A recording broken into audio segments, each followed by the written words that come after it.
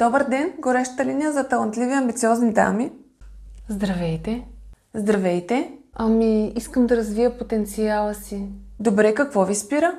Страх ме е да развивам видеа за социалните мрежи, а само така хората ще разберат какво правя и на кого мога да помогна.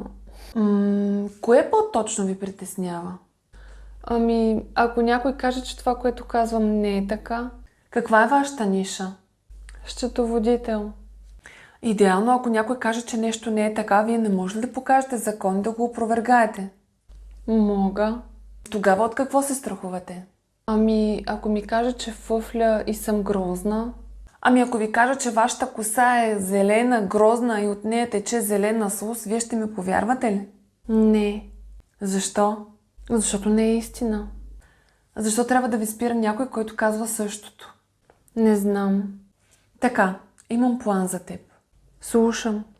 Така, напиши 5 сценария, запиши ги, монтирай ги и ги качи. И не гледай коментарите. Дай на мъжа ти да ги гледа. Той ще ги нахейти всичките. Идеално, ще ги изгони. Ако дойдат още? И как да ги запиша тия видеа? Вземи си курса TikTok Експерт, там има подробно описание как да пишеш сценарий, как да записваш видеа, как да ги монтираш, как да ги качваш и най-важното, как да правиш хейтерите твои фенове.